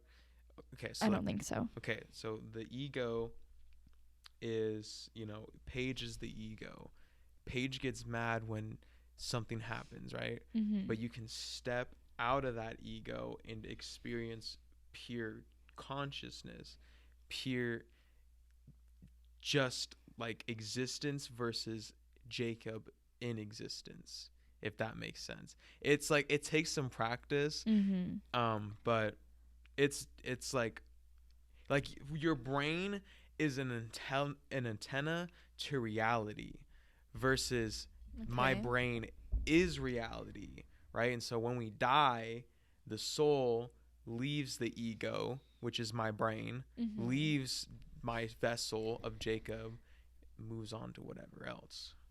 But what is whatever else? I don't know, dog. I don't know, dog. You just moves on to whatever else. I mean, I feel like, I don't know. I say this every single time because I think it's true. I just think it, like, because Kajil said this, right? I say his name wrong, but whatever. Like, the concept of us just being, like, gorillas on a rock in space, like, that's fucking ridiculous. No way. Like, that just, like, what do you mean no way? It's, like, science. But, like, that's just, like that's it. That's it. Right? Like, that's it's it. not what's it. I honestly believe that, like, there's, like, extraterrestrials and stuff like that. Yeah. And I honestly believe that, like, we are not the only planet with, like, us. What do you mean? Like, people. Like, I don't think that we're the only people in the entire universe to ever exist. Totally. I think that there's plenty more, like, planets like this. Whether they're just starting or they're about to end, I think that there are. Totally. And not to be, like, weird or anything, but I think that the government does hide a lot of things with, like, extraterrestrial. Let's hear it, dog. Spill it out. They're gonna be coming knocking at your door tomorrow. I know. I think the government is just so sneaky. Totally. Like, they just so are. It's just, like, all the things that happen, like, it happens a little too perfectly. Yeah. Like, that shit blows my, like, you should, okay. I feel like everything just happens too perfectly. Totally. You know what I'm talking about? Like, everything just lines up a little too perfectly. I totally agree with you, bro. I totally agree with you. The Bermuda Triangle. Yo. Oh my God, that shit's crazy. I think the Bermuda Triangle is probably the craziest thing, like, on planet Earth. I have no idea what you're talking about. Okay, so I don't know. I think it was earlier this year or the end of last year. A boat with 20 people was supposed to go on, like, a 4-hour boat ride. I don't remember where from, unfortunately. I saw the story earlier today, and they went missing. And a few days ago, a boat just pulls up on the side of, like, where was it? I think it was, like, Taiwan, I think. I don't know if I'm wrong or right. It just shows up, and there's 20 dead bodies on it. 6 months later. 6 months later. Whoa, and there's 20 dead bodies on it. 6 months later. How, like... Okay. So, and it just so happens that the boat was going through the Bermuda Triangle. This boat just disappears. 20 people gone. The Coast Guard search north. They're looking. They're like, we can't search without any clues. 6 months later, this boat with 20 dead people just washes up on the shore. That's fucking crazy. And the worst part is nobody's even confirmed if it was the same boat. And I think it has a lot to do with the government because it involved the Bermuda Triangle. Totally, dude. I like, how did 20 people just drop dead on a boat? Like, that's crazy. Like, that. And the Coast Guard just happened to not search in the area where they were missing. Yeah. Like, come on. That kind of stuff just blows my mind. And that's why I think the government is sneaky. I totally agree with you, dude. There's just too many of those examples about just weird shit like that happening. Like the Mandela effect, right? Oh, we were talking with the group chat. That shit blows my No, it's so crazy that we not just like, it's not even one of us that picture it. We like all convince ourselves of the same thing without even saying it. Like for the podcast listeners, for if you're fucking living under a rock, you don't know what I'm talking about. You got the Mandela effect, which is like the dimension. Like even like the Bermuda Triangle, right? It has to be like another gateway. It's like crazy conspiracy, right? The Bermuda Triangle and other examples like this are like. Well, you know, some people say that the Bermuda Triangle is bigger than the government lets on. Wait, say that again. Some people believe that the Bermuda Triangle is way bigger than the government lets on. How so? Like the Bermuda Triangle, like, you know, it's like an area of like water. The area is bigger. The area is bigger than the government lets on. Well, like, yeah, it's like the Bermuda Triangle is like a rip in the like the time, like the space-time continuum, and when people go through it, they go into another dimension, and that's what the Mandela effect is, where we somehow went back in like 2010 when Russia did the particle accelerator, whatever shit, science stuff. It fucking like made our like we like jumped into another dimension, and like we can't remember what our dimension was before, but some of the stuff we can, like the little things that the simulation can't like remember to fix, right? The simulation can like fix the big things, like Hitler was like Obama, right? Or something like that, you know? Like they got rid of that. We don't remember that at all. They fixed that, but they forget like the teeny tiny small details, as any technology does. It has its fuck ups and hiccups, and so like Fruit of the Loom, no cornucopia. What the fuck? Kit Kat is the one that like the Kit Kat is the one that fucks me up, because I remember. What are some other ones? The newest one is like the robber emoji. That one's crazy. Oh my God. I like could have if you asked me 6 months ago, I would have like said with my whole heart that there was a robber emoji. Yeah, I remember seeing it in my head, but it's not. You don't remember seeing anything because it wasn't there. It wasn't there. We all simultaneously made it up on our own. Here's the one that. So I feel like some of these though, like that one's crazy. Kit Kat, that one's crazy. Fruit of the Loom, that one's crazy. But some of them you can chalk up to just human error and mispronunciation and like miscommunication. So here's 3 examples. It's not sex in the city, it's sex and the city, right? I thought it was Sex in the City. Exactly. Like in. Exactly, right? Luke, I am your father. It's not that. It's just I'm your father. That one I kind of like. I don't remember. I've never seen the movie, so I really wouldn't know. Well, there you go. But here's one that'll blow your mind. I'm very uncultured. Here's one that'll blow your mind. But like I said, I think it just has to do with like kind of like the snowball effect. Once you push it, it just keeps rolling, and no one ever like stops to like check. And then culture takes it over, and then it just becomes just a part of culture versus like the dimension, right? It's not mirror on the wall. It's magic mirror on the wall. But mirror just sounds better. Yeah. Someone said it at one time in an interview, and everyone was just like, "Oh, that must be what it said." I've only seen the movie once, right? So like, I feel like some of those I feel like even when I've rewatched it, it's been mirror. Go or watch it tonight, dog. No, I'm scared. Drive myself crazy. It's magic mirror on the wall. It's crazy, dude. Like that kind of shit like blows my marbles. You know, like deja vu. Deja vu trips me the fuck out. You got any ghost stories? No. You don't have any ghost stories? No. Okay. I've never experienced anything paranormal in my entire life. Fair enough. Believe in aliens, though. Aliens. Oh, with my whole heart. I don't want to like. I'm not trying to be that weird girl or anything, and come up with my weird conspiracy theories. But I believe with my whole heart that there's like extraterrestrials. Yeah, I don't want to be this guy, but I do believe. I am 100% like I just went on a whole rant about dimension shit and our brains being antennas, right? Okay, so like clearly I'm open-minded with aliens, but I think there's only two outcomes. One, we're just too far away. And two, if aliens were real, why the fuck would they care about us? Why?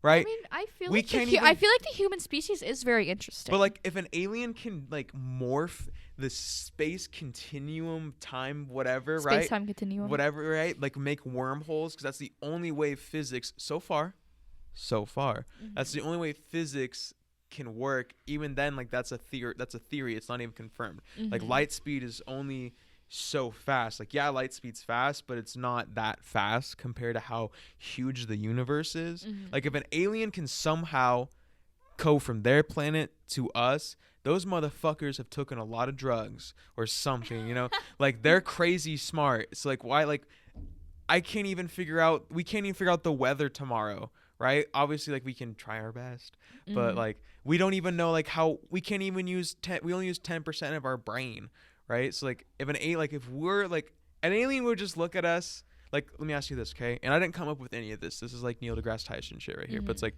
what do you do when you see an ant? You either step on it or you don't even see it. That's exactly how aliens would see us.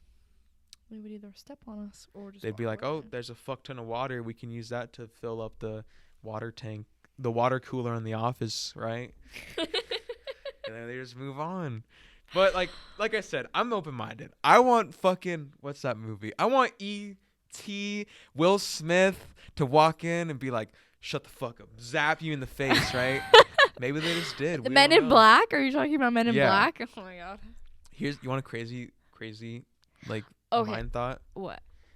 It's called I don't know the exact term, like the exact name, but it's like last Thursday theory, that everything in existence was created last Thursday and all your memories are fake, or the universe just started right now. But then what are all the memories beforehand? It was put in your head. I don't like that. Yeah, I feel like I'm gonna walk out of here and be like walking to my car and get kidnapped. I'll walk with you, dog. Totally. I feel like someone in like a black suit's gonna come up and kidnap me. Be like, you disrespected our president, right? We heard it in there. No, I'm scared now. I'm scared to go home. I am scared. I'm the one that posts this online, dog. They're gonna have my IP address and be like, you know about the Mandela effect, motherfucker? Yeah, that's really scary. Life is just crazy, dog. It is. The things we do, I don't know. You know what's like weirds me out? I'll be driving somewhere and like on the highway or freeway or something, and I'll like look at the car next to me and be like, those people in that car have such a different life. They're going somewhere different. Like they are so like not related to me in any way except for we are just random people passing each other. And that weirds me out. That is I totally get that. One like the thing I do the same thing, but I do it a little differently. Is I'll look at somebody and like just being honest, like I'm like, oh, or like they like, oh, they're scary looking, right? They look scary, and then I think to myself, it's like that used to be a kid, like that old I look at man, old people and I'm like, oh, they used to be babies, like right? they were like me. They used to play with toys. Yeah. They used to like hang out at their mom's house, and now they're like, like they were inside someone's belly. Yeah. They weren't even in existence at one point. They were just a little egg. Totally. The world is so crazy. Do you want me to like scare you? No. Okay. No. I was just scared about walking out in the parking lot. I have this story that like blows my mind and I can't explain it. I'm gonna tell you. I'm gonna tell you. So one time I was driving, okay, and there was this. Okay, how did it go? I was driving. And I was passing, whatever. I was just on the highway, and there was this Subaru. I passed this Subaru, and it's like the same car you have, right? But it had like bags on the top and like stuff in the back. Very distinct shit, right? Very distinct, like neon yellow, whatever. I passed it, and then I went down, and there it was at the stop sign. What? I'm not even kidding. Like, that is a true story. I don't know what you want to call that. Maybe like just sheer coincidence, but like that shit scares me. Not gonna lie. Yeah, that does sound a little scary. Sometimes, I don't know, like the human body in itself is just so scary too. Totally. You know what freaks me out? Hmm. Hearts. Yeah. Like, it's a ticking time bomb, bro. I think about like all the time, like people have like brain aneurysms, and you Yeah. like can't predict them. Yeah. Like one day you might just go to sleep and like not wake up, That's and that like true. keeps me up at night. That's for sure. I have to like watch Totally. YouTube videos to calm myself Right? down. Gotta get some little chi in there. A little Yeah. meditation. Sometimes I like catch myself thinking about things too much, and I'm like, God damn it! Now I gotta watch some Yup. random YouTube Yeah, video to I calm watched- myself I down. watched Bob Ross, bro. Bob Ross calms me down. Last night I like turned on what was it? I turned on like motorcyclists like kicking people's mirrors off to like calm myself down. I was like, I totally watched those too, they're bro. really interesting. They are. I like get angry for them. I'm like, It's yeah, like- like kick their fucking mirror. It's like, what? Like 2021 best car crashes, yes, like road dash cams rage, and stuff dash like cams that. footage, police Yes. karma instant Yeah. videos. Do you believe in karma? I don't know if karma's the word I would use it, but I think what goes around comes around. I don't think Fair like enough. everybody gets karma and that kind of thing. I think I think karma is something that like I feel like karma is like, oh, like you murdered someone, so you're gonna get the death penalty. I think that's more karma, but some things I think are just like more like what goes around comes around. Like, you know, mhm. if you give off bad energy, it'll come back to you, that kind of thing. I think karma is a little bit more deep than that, in the sense of, I don't believe like how we're thinking of karma now. Like, I'm gonna punch you in the face and then I'm gonna fall over next week or something like that, right? Like, not life isn't fair in that sense where everything's like tallied up. Mm-hmm. But I think the way karma works, or I would like to believe how karma works, is like, let's say someone bullies me for all my childhood and teenage years, same guy that bullies me, beats the shit out of me or whatever, right? Mm-hmm. And then he becomes super successful and rich and owns a business and everything is great for him, Mm-hmm. but he will never find love, right? So it's not like this stereotypical karma, like, well, he's gonna bully me, but then one day I'm gonna be rich and successful, and then I'm gonna come back here and blah, blah, blah, blah, blah, right? He's Mhm. gonna be a deadbeat. It's Yeah. not like that. It's more deep than that, where like, yeah, he's successful, he's great, he's well off, but the one thing he actually always wanted, he never got. Mm-hmm. That's how I believe karma works. Okay. Okay. But like with your dad, right? Since your dad was able, let's say at least, we don't know, right? Let's not like jump the gun, but Mm-hmm. your dad has obviously had a fucked up past with himself and then with you and your mom, and everything's all fucked up. But Mhm. since he was able to recognize that and do something about it and change it, his karmic, well, he's already facing karma, Mhm. right? You know, he comes, you don't think, you know, he comes down to Sandpoint and sees, wow, I totally just missed out on my 3 girls' lives. Yeah. That's karma. Yeah, No, he it has a good is. life. He's I get what you're faced saying. his demons, but he still has that karma. Mm-hmm. No, I get what you're saying. So someone with your past, what is love? What is the meaning of love? And is love the meaning of happiness? Okay, so what is love? I don't think love has like a set definition, because I feel like people like accept love and feel love in all different ways. Like, I you guess I should know, have asked, what does love mean to you? I think that love means to me just, you know, like, I don't know, people just have so many different meanings of like love, because people have like love languages, you know, that kind of thing. Mm-hmm. And so, you know, it could be like giving gifts and that kind of thing, or words of affirmation. I feel like as far as me, like love for me, like what it feels like is, you know, like, you know, I don't want to like be given gifts and stuff like that. I just want like, I want someone to like support me and like love me through my decisions. You know, if I do something bad, I don't want them to be like, you're an awful person. I want them to be like, okay, like I'm going to give you a chance to explain to me like why you did this, and, you know, Mhm. like that kind of thing. Like I feel like love is just like understanding and like valuing someone's time and someone's like feelings. That's how like I want to like be loved. Like I want my time and like my feelings to be like valued. I feel like that's love as far as like as far for me. How has your dad and everything you've been through with your dad affected your relationships with like boys? I don't really know. Gosh, I definitely don't let men talk down on me. Okay. You know, if someone's a man, it doesn't mean I'll respect them any more than I would respect a woman in their like place. You know, our boss at work, I would respect him if he was a man or a woman. You know, it doesn't matter. See, like, I'm not talking about that though. I'm talking about like love and that kind of relationship with like boyfriends, right? Mm-hmm. Because obviously, like, I know from like a psychological stance, girls and guys base their love off of the love of their parents. Yeah. And we look for partners that reminds us of our parents. That's a psychological fact. So like, how does that affect you? I feel like I have a really big problem with like choosing people that I think I can help. Mm-hmm. I have like a big issue with like seeking boys out who have like issues or trouble, like mommy issues or daddy issues or whatever that, or they just have issues in general. And I look at them and I'm like, I can fix that. I'm like a fixer.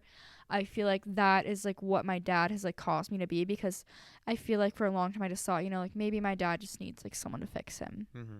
And I thought that I could fix him for the longest time. And I feel like that's how I look at like a lot of boyfriends too. Even now, like I recognize I have the issue, but I can't help it. When I get in relationships with boys and they have these issues, I just think, oh, I can fix it. Like I can fix it. How come? It's fixable. How come? I think it's because my dad was just like broken, and I thought maybe if someone when he was younger had met him and fixed him earlier, that he would be different. I feel like a part of it too is that protective role that you've played for all your life. The mama bear role. I definitely try to be like a mom to like boyfriends I've had in the past. I'm like, oh, did you like study for your tests? This and that. I feel like I've definitely tried to be like a mommy figure like in their lives before. And that's like another issue I face with like dating and stuff like that with my past. So I definitely just think that I can like fix people who are broken. But in reality, I know it. It's not my responsibility to fix someone or take care of them. You know, I know that, but it doesn't help that like it doesn't help the fact that I still do it sometimes. What does Father's Day mean to you? I've celebrated Father's Day the same, you know. Casey, you know, even though he's not my father, he has made such a huge impact in my life, and I will forever be thankful for him. You know, we started off really rough, mostly because I was an asshole, but he's pretty stubborn sometimes too. Mm-hmm. But Father's Day just means the same thing as it did when I was with my dad. You know, it's just a day to like really be thankful for everything he's done for me. He's done so much for me and my siblings and my mom. He loves my mom so much. And he loves me and my sisters. We have no relation to that man. If him and my mom got divorced, he would never have to talk to us again. But he just loves me and my sisters like we're his own children, and he never signed up for that.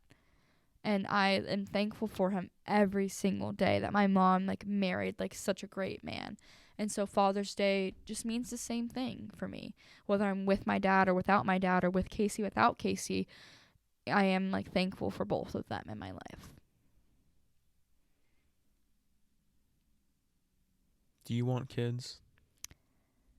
I've been debating on that for a really long time. I can imagine so. I feel like I spent so long raising my siblings that, you know, I've kind of like been the mom, you know. A part of me wants to have kids because if I did have kids, I don't know if I'd have biological ones. Not that there's anything wrong with me or anything. No, I get it. But, you know, if I could give other people an opportunity at a life that they wouldn't normally be able to have, then I would want to do that. Whoa, I like that. That's sweet. It's And heartwarmer. I don't know. I'm 19. I don't really want to think about having kids. You know, like I said earlier, I never really got a childhood. I'm just trying to live my life day by day. And if it comes along and I meet a man and I marry him and things are going well and I have a baby, I have a baby. Mm-hmm. You know, like I said, I'm not going to think about the future when I'm trying to live my life in the now. And I feel like thinking about kids or wanting kids or thinking about that is just, it's not really like my vibe. I guess this is a stupid question to ask them. I'm asking anyways. Is what do you want your future to be? If you if you could have it be any way, what would you like it to be? I want to be fully supporting myself. I want to be able to, if I do have a family, fully support them. I just want to be not like, I don't want to be like successful like Bill Gates or anything, but I just want to like be able to take a look back on my life and be like, wow, like all of those hard times were so worth it because of here I am today. Totally. And I want to be able to not pay back in money maybe, but like I want to be able to repay the people who have done so much for me in my life, like my mom and my stepdad. Like I owe them so much for like making me who I am and helping me to get where I am today. You know, growing up with a lot of siblings, money's kind of tight, but you know, they've always made do. They've always made sure that I had like cleats for soccer practice or a new glove and stuff like that. They've always just pushed and pushed to make sure that we get what we needed. And I want to repay that back to them someday. And so that's where I want to see myself in the future, just being happy, self-sustaining, and being able to take care of those who took care of me. Mm-hmm. How has drugs and alcohol affected your life? So my mom did a lot of drugs when she was young, and I know that for a fact. She, you know, she's always been very open with me about those kind of things. My mom and my dad smoked a lot of weed when I was younger. My mom, you know, does her own thing right now. Mm-hmm. She doesn't do any hard drugs or anything like that. I'm not saying that at all. My dad, I'm pretty sure, still smokes weed. I'm not really sure, though. He does have a vape now because he used to smoke cigarettes. Cigarettes have been a huge part of my life. Mm-hmm. A huge part. Everyone I've ever known from my family has smoked cigarettes. And my dad never drank a lot when I was younger. He just recently kind of got into the drinking thing whenever he's not like an alcoholic. He, you know, drinks with his wife at home and stuff like that. My mom doesn't really like drinking. She doesn't smoke cigarettes anymore. But I thankfully was never really affected by drugs or alcohol. Like my parents never did drugs in front of me or that kind of thing. I don't know if my parents did coke when I was with them or not. I don't really want to know. I never saw them do any drugs in front of me. I only ever saw them smoke cigarettes, maybe the occasional joint, but I never knew what it was. Totally. So drugs never really, I have never ever gone into drugs either. And I don't think I ever will. It's just not who I am. Drugs are bad. You know, of course I'm a typical teenager. You know, I've drank with my friends and stuff like that before. But, you know, I would never see something like that ever taking over my life, nor ever letting it take over my life. So, I guess to answer your question, drugs and alcohol never really affected me in my life. That was one thing I am thankful for, that it never was like a big part of my childhood. Interesting. You know, abuse and drugs go hand in hand. So do mental disorders, and I think that's just what my dad had. Do you got any mental disorders? I have obviously been like diagnosed with mental disorders and stuff like that. You know, anxiety, obviously. Of course. I've been diagnosed with depression, but I've never like felt depression. Yeah. I've like, you know, I've had like feeling sad and stuff like that. What else am I I am diagnosed with PTSD. How has that affected your life? You know, whenever my stepdad has raised his voice before, you know, whenever he's raised his voice at me, you know, it's a little scary. I don't like shake or anything crazy, but you know, like I get chills, you know, I get really uncomfortable and that kind of thing. As far as PTSD goes, it doesn't affect me like daily, like not at all, you know. I don't know. I don't really remember if I'm diagnosed with anything else. I I try not to label myself with those things, though. Like, if people ask me if I have a disorder, I usually just say no. But for the sake of the podcast, I'll answer your question honestly. But I don't let those things define me or label me generally. So it's good. Like, you know, it's back to the whole forgiveness thing. Forgiveness is not becoming a victim, and you know, that's the part of not having a label. It's not. I don't think that having PTSD victimizes you, but I just, you know, I don't want people to be like, oh, like, she has PTSD, like, don't raise your voice around her. Like, that's Totally. stupid. Like, I totally no, get like, don't it. do that. Don't treat me like I'm a little puppy. That's like, even I am worse, I am like a human being. You can talk to me. You can raise your voice at me. If you have a problem with me, tell me. If you're gonna yell at me, yell at me. I won't, like, break down and cry. I'll be fine. I promise. I totally, yes. I feel like I can come off as sounding rude, I guess you could say, when it comes to like people with just like from an outsider's perspective of like disabilities and stuff like that, because I'm not going to treat them like they're anyone else but me. And because, you know, like I've heard this with people with Down syndrome and like autism and, you know, whatever disease you want to call it, that they truly do just want to feel like they're normal. They just want to feel like they're a part of just everyone. They just want to feel like they're everyone else. So like, I'm just like, I just have a scenario in my head. I remember an example, right? Where that just like someone looked at me like, what the fuck? Like, cause I was just talking to this Down syndrome person, like they were normal, right? Just like, hey, how you doing? Like, dude, why'd you do that? You know, like, cause they messed up, right? And it's because like, that's what they want. At least that's what I feel like. And like, I've heard that. I'm not 100%, but. Well, I'm sure no one wants to be made like they're like. No one wants to have a crutch. Yeah, nobody wants to be made to feel like they're like not, like, just like a person, you know. Yeah, totally. No one ever wants to be like less. What is it called? I can't think of the word now. Lesser than someone else.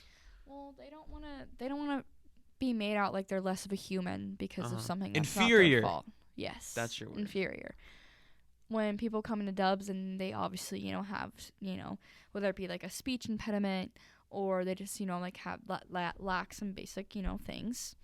I take the order like a completely normal person. If I have to move a little bit slower, I move a little bit slower. I don't let them know. I don't be like, oh, like, you can take your time. Like, I'm gonna let them go at their own pace. I'm gonna move at my own pace and make them feel like they're a normal person. Totally. You know, and I just want to make people feel as comfortable as I can. Do you have any stories? I'm sure you have to, with your mom and your dad and whatever, just like stories of just like, what the fuck is going on? Trying to think. Oh, what the fuck is going on? Oh, one time we were, God, what we were doing. Me and my sisters had just gotten back from being with my dad, and my mom was just really frustrated. She was sitting on her bed. She had all these books laid around her. She was having a really rough day, and me and my sisters were just being a bunch of fucking assholes. And I'll never forget it. We make jokes about it all the time. I'm sure you've heard the story. My mom is just sitting there. We're just pissing her off. My mom picks up these books and just starts chucking them around the room, trying to take all of us out. And I remember that moment I was sitting there thinking, I was like, what the fuck has my life come to? Like, why is my mom, like, why am I ducking and covering behind, like, beds, like, trying to run from my mom while she's throwing books at me? Yeah, those are just, I don't know. I have stories, obviously, but, you know, some of them I just choose not to share because, you know, there's been a lot of bad things that's happening to me in my life. And, you know, I'm not saying that not talking about them victimizes me or whatever, but I feel like almost not talking about them gives me the power over them because totally.